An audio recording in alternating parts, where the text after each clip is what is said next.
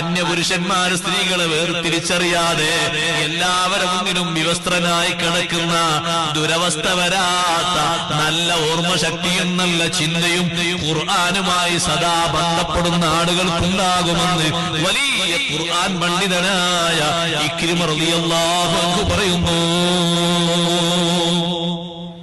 മനുഷ്യന്മാരുടെ കൂട്ടത്തിൽ വിവിധ ഘട്ടങ്ങളിലേക്ക് ആളുകളെ അല്ലാഹു പരിവർത്തിപ്പിക്കും.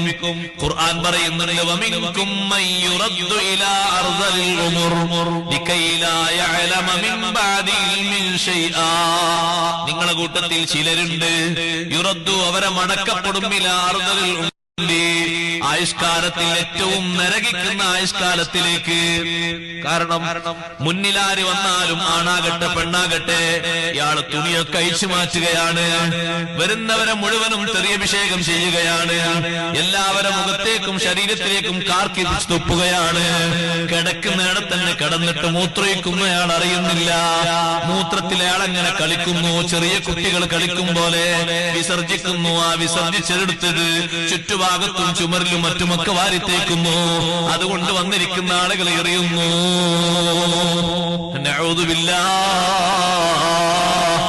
ഇത്തരത്തിലൊരു ദുരവസ്ഥയിലേക്ക് ഒരു മനുഷ്യൻ എത്താതിരിക്കണമെങ്കിൽ ഖുർആൻ അതിനേറ്റവും വലിയ കാരണമാണെന്ന് ഖുർആൻ പണ്ഡിതർ നമ്മെ പഠിപ്പിക്കുമ്പോ ആ ഖുർആൻ ശരീരത്തിന് നൽകുന്ന ഓജസ്സും തേജസ്സും വേറെയാണ്.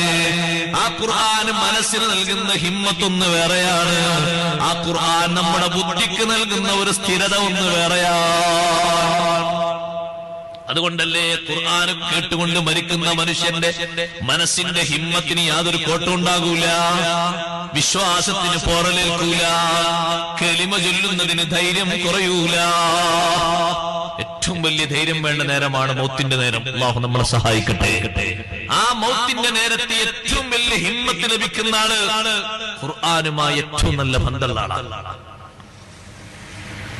ഖുർആനായിട്ട് നല്ല ബന്ധമുണ്ടോ, നല്ല ധൈര്യമായിരിക്കും. ഇവിടെ എത്ര വലിയ ധൈര്യമുള്ള ആളാണെങ്കിലും, എത്ര വലിയ ആൾക്കാരോട് പോരാടിയ ആളാണെങ്കിലും, എത്ര ആളെ പിടിച്ച് മറിച്ച് തള്ളിയിടാൻ കഴിവുള്ള ഗുസ്തിമേനാണെങ്കിലും മരിക്കുന്ന സമയത്തെല്ലാവരും പതറിപ്പോകും.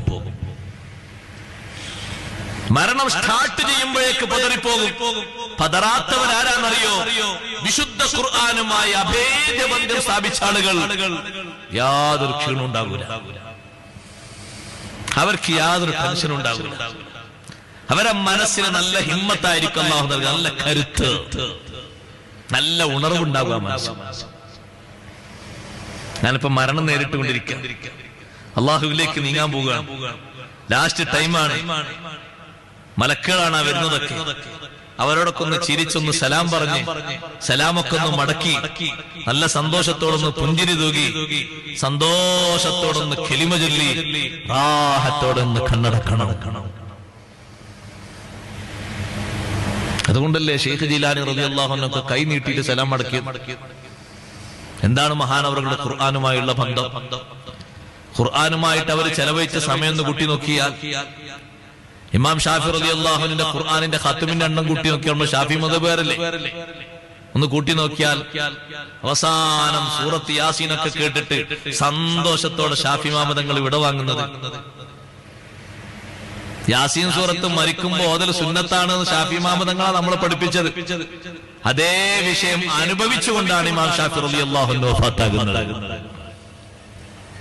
എന്തൊരു സന്തോഷം! ഖുർആനോത്ത് നന്നേ കുറഞ്ഞുകൊണ്ടിരിക്കുകയാണ്.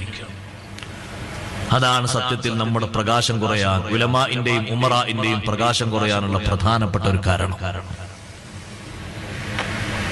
പഴയകാലത്ത് ഖുർആനോദി പോലെ ഖുർആനോത്തുണ്ടോ? ഇല്ല. അന്നൊക്കെ വീടുകളിൽ ഈ നാട്ടിൽ സുബൈക്ക് ഇങ്ങനെ നടന്നു പോകുകയാണെങ്കിൽ ഓരോ വീട്ടിൽ ഖുർആനോത്ത് ഇങ്ങനെ കേട്ടാൽ നടന്നു പോകുന്ന ആൾക്കുള്ള സന്തോഷം എത്രയെന്നറിയാം. വീടുകളിൽ നിന്ന് ഖുർആനോത്ത് ഇങ്ങനെ കേട്ടിട്ട് ഒരുപാട് നേരം ചിന്തിച്ചിരുന്നിട്ട് പൊട്ടിക്കരഞ്ഞ മഹാനാണ് അമീറുൽ മുഅ്മിനീൻ ഉമർ ഇബ്നുൽ ഖത്താബ്.